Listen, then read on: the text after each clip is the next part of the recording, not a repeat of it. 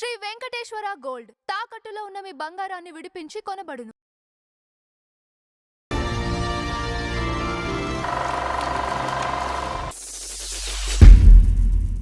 ఇక తెలుగుకి వచ్చేటప్పుడు తెలుగు మాట్లాడుకోవాలి మనం ఇంతవరకు మనం బాలచంద్ర గారు, భారతి రాజా గారు, రజనీకాంత్ తోటి, కమల్ హాసన్ తోటి, శ్రీదేవి ఎంత సూపర్ హీరోయిన్ అయిందో మనం మాట్లాడుకున్నాం. నాకు ఇక్కడ ఒక సందేహం అండి. ఇప్పుడు రెండు కూడా ఫెయిల్యూర్స్ అంటున్నారు కదా, ఇప్పుడు అయ్యి వన్ సైడెడ్ అయి ఉండొచ్చా? ఎవరికి నచ్చకుండా కాదండి, పెళ్లి దాకా ఇద్దరు అనుకున్నారు. రజనీకాంత్ అయితే మదన్ కూడా అడిగాడు, రెస్పాన్స్ ఇవ్వలా. మదర్ కోరిక ఏంటంటే అప్పుడే పెళ్లి ఎందుకని ఇప్పుడు చిన్నపిల్ల కదా సార్. మదరు తర్వాత రజనీకాంత్ మీద అప్పుడు రజనీకాంత్ కొంచెం రఫ్ గా తిరిగేవాడు. అప్పుడు రజనీకాంత్ చాలా రఫ్ గా తిరిగేవాడు. ఆయన ఒక ఇర్రెగ్యులర్ గా తిరిగేవాడు. ఆయన కొంతకాలం తర్వాత మారిపోయాడు ఆయన. ఏమండి, ఈ సిచ్యువేషన్స్ లో ఎవరు యాక్సెప్ట్ చేయరు కూడా. ఇక కమల్ హాసన్ ఒకటే, కమల్ హాసన్ కూడా రకరకాలుగా ఉన్నా కూడా శ్రీదేవి ఇష్టపడింది. కమల్ హాసన్, శ్రీదేవి గారు ఇష్టపడ్డారు, కానీ రెస్పాన్స్ అవ్వాలి. ఇక్కడ ఫెయిల్యూర్ కింద లెక్క. అటు అక్కడ ఇదే మిస్ అయింది, ఇక్కడ మిస్ అయింది. ఓవరాల్ గా శ్రీదేవి జీవితంలో కూడా 2 ఫెయిల్యూర్స్ వచ్చినట్టు లెక్క ప్రకారం. ఏమండి, ఇది అయిన తర్వాత తెలుగుకి వద్దాం. ఇక తెలుగులో ఫస్ట్ సినిమా ఏంటంటే అనురాగ్ అని హిందీ సినిమాని తెలుగులో తీశాడు కేఎస్ రామిరెడ్డి గారు. దాంట్లో ఇంట్రడ్యూస్ చేశారు. కానీ బయటకు వచ్చిన పేరు ఏంటంటే, మా గురువు గారు 2 సినిమాలు తీశారు శ్రీదేవి తోటి. ఫస్ట్ బిగినింగ్ పాడబోయే భారతీయుడ ఒకటి, దాసరి నారాయణరావు గారు దర్శకత్వంలో, మా బంగారక్క ఒకటి. మా బంగారక్క అని చెప్తా ఉంటారు ఫస్ట్ సినిమా, కానీ కాదు. మా బంగారక్క అని బయటకు వచ్చింది కొన్ని పత్రికల్లో, కానీ మా బంగారక్క కాదు. అసలు తీసింది, ఇంట్రడ్యూస్ చేసింది కేఎస్ రామిరెడ్డి గారు. ఆ తర్వాత మా గురువు గారు మా బంగారక్క. ఆ తర్వాత పాడబోయే భారతీయుడ కూడా తీశారు. 2 సినిమాలు ఈశ్వరరావు పక్కన శ్రీదేవిని పెట్టి తీశారు. ఇక్కడ 2 సినిమాలు. ఏమండి, దీని తర్వాతే రాఘవేంద్రరావు గారు 16 ఏళ్ల వయసు తెలుగులో తీశారు. 16 ఏళ్ల వయసుతో ఆమె అందం చూసిన తర్వాత ఇక నిర్మాతలు, దర్శకులు వెంటబడిపోయారండి. ముందు ఇక ఈయన ఎన్టీ రామారావు గారితోనే ప్లాన్ చేశాడు ఆయన. ఎన్టీ రామారావు గారితో ప్లాన్ చేసి ఎన్టీఆర్ దగ్గరికి వెళ్ళి, సార్ మీకు కొత్త హీరోయిన్ ఇంట్రడ్యూస్ చేస్తున్నా సార్ అన్నాడు. ఎవరు బ్రదర్ వారు అన్నారు. శ్రీదేవి అండి. శ్రీదేవా? ఇట్స్ ఆల్ రైట్, బాగుంటుంది. ఆవిడకి అప్పటికి 17, 18. ఈయనకి 60 ఏళ్ళు ఉంటాయి అప్పుడు. అన్నుంటాయా ఎన్టీఆర్ గారికి అప్పటికి? ఎవరికి 60 లోపు కొంచెం ఉంటుంది. అంటే ఏదైనా ఒక 40 ఏళ్ళు తేడా ఉంటుంది ఇద్దరికి. ఏమండి, ఇక ఆ సినిమా తర్వాత విపరీతమైన పేరు వచ్చేసింది. ఏది కాంబినేషన్కి. ఆ తర్వాత కొండవీటి సింహం శ్రీదేవి ఎన్టీఆర్ తోటి. ఆ తర్వాత దేవత. దాదాపు 14 పిక్చర్లు ఎన్నో చేశారండి రాఘవేంద్రరావు గారు, అందరికంటే ఎక్కువ. హిందీ కూడా చేశారు. హిందీలో ఏంటో తెలుసండి, తోఫా, హిమ్మత్ వాలా. తోఫా అంటే దేవతే, హిమ్మత్ వాలా అంటే ఊరికి మునగాడు అనే చిత్రం లేదండి, అది. ఇలాగా దాదాపుగా 14 పిక్చర్లు ఎన్నో చేశారంట ఆయన. ఇక ఈయన మా గురువు గారు సర్దార్ పాపారాయుడు, అది హిందీలో కూడా ఈవిడే. తర్వాత బొబ్బులి పులి హిందీలో కూడా ఈవిడే. ఆ తర్వాత ప్రేమాభిషేకం, ఇక ఫెంటాస్టిక్ సినిమా. సోమన్ బాబు గారితో కార్తీక దీపం సూపర్ హిట్. ఏమండి, మోసగాడు హిట్, దేవత సూపర్ హిట్. దేవతలోనే జయప్రదను శ్రీదేవి కాంబినేషన్లో చేశారు.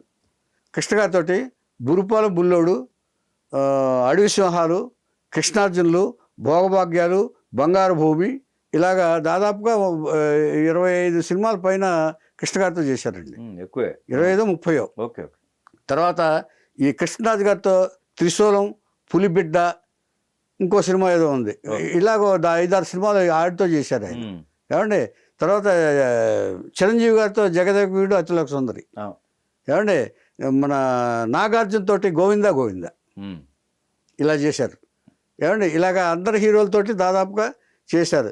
ఇక హిందీ సినిమాకి ఏం చేశారంటే, సోల్వా సాల్వన్ లేదు, 16 ఏళ్ల వయసు లేదు, అది అమోల్ పాలేకర్తో హిందీలో తీశారు. సోల్వా సాల్వన్ అది అయిన తర్వాత ఇక ఈ ఊరికి మునగాడు, హిమ్మత్ వాలా అని చెప్పి సూపర్ హిట్ అయిపోయింది. ఇదే టర్నింగ్ పాయింట్ బాలీవుడ్లో శ్రీదేవికి. ఎంట్రీ. Super hit. అదే సూపర్ హిట్ అయ్యి అసలు మొత్తం బాలీవుడ్ హీరోయిన్స్ అందరినీ తోసి అవతల పడేసింది. ఆ తర్వాత యాష్ చోప్రా చాందిని తీశాడు. తర్వాత నాగిన్ అనే సినిమా ఒకళ్ళు తీశారు. నాగిన్ అనే సినిమాతో ఇదైంది. తర్వాత జయప్రద శ్రీదేవి కాంబినేషన్లో దాదాపు 3 సినిమాలు తీశారు. వీళ్ళిద్దరికి పడేది కాదట. అక్కడ ఏదైతే కాంపిటీషను జయప్రదానికి శ్రీదేవికి కాంపిటీషన్. అక్కడ జయప్రద ముందెళ్ళింది అక్కడ హిందీకి సిరిసిరి మూతోటి విశ్వనాథ్ గారితో. ఏమంటే మక్సద్, దేవత హిందీ, తర్వాత ఇంకో సినిమా ఏదో చేసింది. 3 సినిమాలు చేశారు.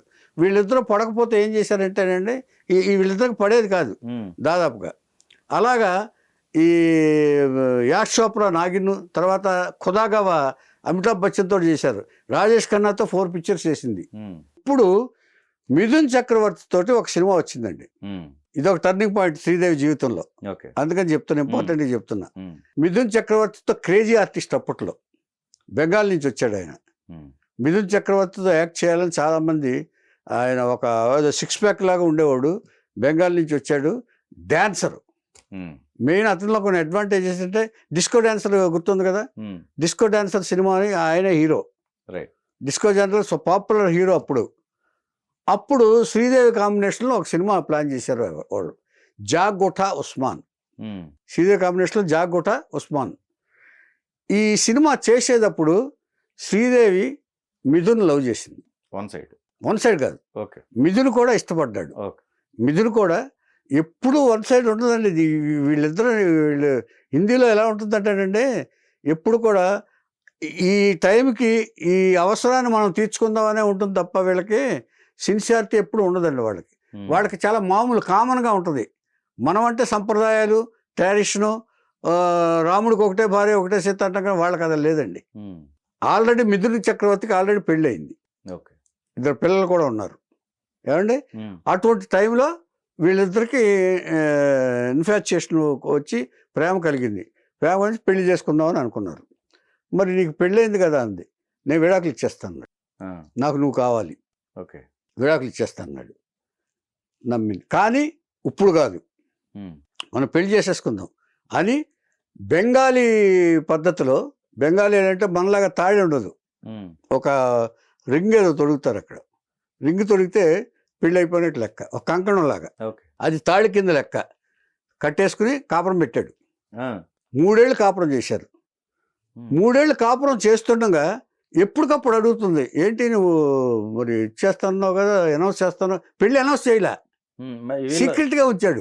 వీళ్ళ పేరెంట్స్కి ఎవరికి కూడా తెలియదు. ఎవరు? రాజేశ్వర్ గారికి తెలుసు, పేరెంట్స్ అయ్యప్ప గారికి తెలుసు. ఏం చేయలేరు. ఇక ఇప్పుడు పెద్దోళ్ళు అవటం కాదు సార్, అది ఇచ్చేదంటే ఆవిడ ఎర్నింగ్ మెంబర్ ఒకటేనండి. ఆవిడ శ్రీదేవి గురించి ఇంకోటి చెప్పాలి మీకు, అంటే కంక్లూజన్లో చెప్దాం అనుకున్నాను. ఏమండి శ్రీదేవి ఇప్పుడు ఒక స్టార్ స్టేటస్ వచ్చిన తర్వాత కూతురు కూడా చెప్పలేని పరిస్థితిలో ఉంటారు వీళ్ళు. తల్లిదండ్రులు కానివ్వండి, వేరేవాళ్ళు కానివ్వండి, వాళ్ళ మీద ఆధారపడిపోయి ఇంచేతంటే వీళ్ళకి ఇదైపోతాయి. తర్వాత ఈ అయ్యప్ప గారికి ఏంటంటేనండి, పెద్ద లాయర్గా పెద్ద ఇదేం కాదు, ఆదాయం ఏమి ఉండదు. 2 పిల్లలు, ఒక కొడుకు కూతురు. ఏమండి వాళ్ళకి మెయింటెనెన్స్ కూడా ఇక్కడి నుంచే వెళ్ళేది. శ్రీదేవి ఎవరెవరిని పోషించేది అంటే మొత్తం అందరినీ పోషించేది. కొంతకాలం అయిపోయిన తర్వాత శ్రీలత గురించి చెప్పాలి. శ్రీలత మధురైకి చెందిన ఒక ఎమ్మెల్యేని పెళ్లి చేసుకుని వెళ్ళిపోయింది ఆవిడ. కొంతకాలం సినిమా హిందీలోకి వచ్చిన తర్వాత ఈవిడ మధురైకి చెందిన ఒక ఎమ్మెల్యే సంజయ్ రామస్వామి మదరు కాదు, అక్క.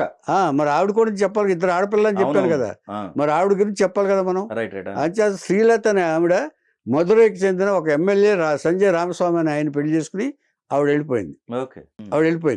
ఆవిడ వెళ్ళిపోయిన తర్వాత ఇప్పుడు ఈ మిథున్ చక్రవర్తి ఎప్పటికప్పుడు చెప్పట్లా, రహస్యంగా వీళ్ళ పెళ్లి అనౌన్స్ చేయట్లా. పెళ్లి అనౌన్స్ చేయకపోతే అప్పుడు చెప్తాను అంటున్నాడు. గడిపేస్తున్నాడు, టైం అంతా గడిపేస్తున్నాడు. కనీసం పెళ్ళని అనౌన్స్ చేయండి అంటది ఈవిడ. చేస్తాను కదా నేను, ఎందుకు విడాకులు సరే టైం పడుతుంది అన్నావు సరే, మరి పెళ్ళి అనౌన్స్ చేయడానికి మన ఇద్దరం భార్యాభర్తలు అని చెప్పాలి కదా. పెళ్ళి అయింది కదా మనకి. ఆ తర్వాత ఒక ఇన్వెస్టిగేటివ్ జర్నలిస్ట్ ఏం చేశాడంటే, మన మిథున్ చక్రవర్తి మ్యారేజ్ రిజిస్ట్రేషన్ సర్టిఫికెట్లు సంపాదించి అక్కడి నుంచి ఆ, అదేమో పబ్లిష్ చేశాడు. శ్రీదేవికి మిథున్ చక్రవర్తికి పెళ్ళయిందని. యోగితా బాలి భార్య, మిథున్ చక్రవర్తి భార్య యోగితా బాలి, ఆవిడ కూడా ఆర్టిస్టే. యోగితా బాలి వచ్చి ఫాట్ తిట్టేసింది శ్రీదేవిని. నా మొగుడిని పట్టుకుపోతావా, ఇచ్చేస్తావా అని తిట్టి, సిగ్గు లేదంటే నీకు అన్నట్టు నానా మాటలు అనేసి వెళ్ళిపోయింది. ఇప్పుడు మిథున్ చక్రవర్తిని అడిగింది, ఇప్పుడు బొమ్మాటు చేసింది. ఏంటి నువ్వు ఇంతవరకు వచ్చిన తర్వాత నువ్వు విడాకులు ఇస్తా అంటాడు. విడాకులు ఇవ్వను నేను, కావాలంటే రహస్యంగా కాపురం చేద్దాం అంతే. ఓకే, నువ్వు మీ ఆవిడకి విడాకపోతే నాకు ఇచ్చేసే విడాకులు, నేను నీతో I don't want to be with you అని చెప్పి 3 సంవత్సరాల పెళ్లికి ఆ అగ్రిమెంట్ రాసేసుకుని విడాకులు తీసేసుకున్నారు. అసలు అఫీషియల్గా పెళ్ళే కాలేదని కాదండి, మరి విడాకులు ఎందుకు? ఏది కాదు సార్, ఇది వేసుకున్నది ఒకటే కదా, రింగ్ ఒకటే. అది పెళ్లికి తాళి కింద లెక్క. అదొకటి ఉంటుందా? అయ్యో స్ట్రాంగే. ఇప్పుడు హిందూ సాంప్రదాయం ఆ certificate, okay okay, marriage certificate ఉంది సార్. ఓకే, సర్టిఫికెటే కానీ ఇప్పుడు నేను చెప్పిందంతా ఏంటి, ఇప్పుడు జర్నలిస్టు సర్టిఫికెట్ పబ్లిష్ చేశాడని చెప్పాను కదా, అదే కదా మిథున్ చక్రవర్తి భార్యకి తెలుసుకుంది. ఓకే ఓకే, అదే సీక్రెట్ సీక్రెట్ ఉంచారు, వీళ్ళిద్దరూ ఉంచారు. శ్రీదేవి జీవితంలో జరిగినవి కూడా ఎవరికి వాళ్ళు తల్లితో సహా శ్రీదేవి జీవితాన్ని చిందరవందర చేసేసారండి వాళ్ళు. శ్రీదేవి జీవితాన్ని, బంగారం లాంటి జీవితాన్ని చిందరవందర చేసుకున్నారు. వీళ్ళందరూ వాడుకున్నారు. ఇప్పుడు సోషల్ మీడియాలో ఒకటి వస్తూ ఉంటాయి, హీరోలు వాడుకున్నారు, అల్లు వాడుకున్నారు అంటారు చూస్తారా, వీళ్ళందరూ శ్రీదేవి జీవితంతో ఆడుకున్నారు. ఓకే, అది పిటేబుల్ థింగ్ ఏంటంటే శ్రీదేవి జీవితం అంత సూపర్ స్టార్దమ్ సంపాదించిన శ్రీదేవి వీళ్ళందరి చేతుల్లో బలైపోయింది. 91లో అయ్యప్ప గారు చనిపోయారక, ఫాదర్ చనిపోయాడు. 91 వచ్చేటప్పటికి అదే ఇలా జరుగుతుంది, ఇలా బాంబేలో సెటిల్ అయిపోయింది, తెలుగు వదిలేసింది ఈవిడ. అప్పుడప్పుడు వచ్చి అదే జగదేక వీవిడ అతిలోక సుందరి అది చేస్తూ అప్పుడప్పుడు రావడం తప్ప కంప్లీట్ తెలుగు వదిలేసింది ఆవిడ. ఈ ఇన్సిడెంట్ తర్వాత డిప్రెషన్లోకి వెళ్ళిపోయింది శ్రీదేవి. ఏది ఈ మిథున్ చక్రవర్తి అంటే ఫస్ట్ నుంచి తన జీవితం ఎలా అయిపోతుంది ఏమిటనేది ఒక డిప్రెషన్లో, అందరూ నన్ను ఇచ్చేస్తున్నారు, చీట్ చేస్తున్నారు అనే డిప్రెషన్లోకి వెళ్ళిపోయి సినిమా పట్ల కూడా ఇంట్రెస్ట్ లేకుండా అలా కూర్చుంది ఇంట్లో. తల్లి దగ్గర ఏమిటమ్మా నా జీవితం ఇలా అయిపోయింది, నేను ఇన్ని అవమానాలు పాలవుతున్నాను, ఎందుకు నా జీవితం ఇలా అవుతుంది ఎందుకమ్మా అని చెప్తే తల్లి ఓదార్చింది. తప్పదమ్మా ఇది, ఎంచేతంటే ఒక మళ్ళాటి వాళ్ళు మంచి వాళ్ళకి ఇలా కష్టాలు వస్తూ ఉంటాయి, ఆయన చేత ఇంత మాత్రాంత నీ జీవితం ఏం లేదమ్మా, నువ్వు ఇప్పటికైనా సరే అందరికీ కావాల్సిన హీరోయిన్ నువ్వు, ఆయన చేత నువ్వు ధైర్యంగా ఉండు అని చెప్పి తల్లి ఓదార్చింది. ఓదార్చిన తర్వాత ఇప్పుడు బోనీ కపూర్ లైన్లోకి వచ్చాడు. బోనీ కపూర్కి అనిల్ కపూర్తో సినిమా తీయాలి బ్రదరు, కానీ శ్రీదేవి హీరోయిన్గా కావాలనుకున్నాడు ఆయన. ఓకే, శ్రీదేవిని హీరోయిన్గా పెట్టాలని చెప్పి, ఎందుకంటే అప్పుడు క్రేజియస్ట్ హీరోయిన్ శ్రీదేవే. ఎవరు ఏ ప్రొడ్యూసర్ దృష్టిలో అయినా సరే శ్రీదేవి, మిగతా వాళ్ళందరూ అసలు మాయమైపోయారు దృష్టిలోంచి. ఎవరన్నా ముందు హీరోయిన్ ఎవరు పెడదాం అనుకుంటే ఫస్ట్ శ్రీదేవి. ఇలాంటి పరిస్థితుల్లో బోనీ కపూర్ ఎంటర్ అయ్యి అమ్మా నేను ఇలాగా మా బ్రదర్తో సినిమా తీయాలనుకుంటున్నాను, శేఖర్ కపూర్ డైరెక్షను, అంచేత శ్రీదేవి గారు డేట్స్ ఇస్తానండి.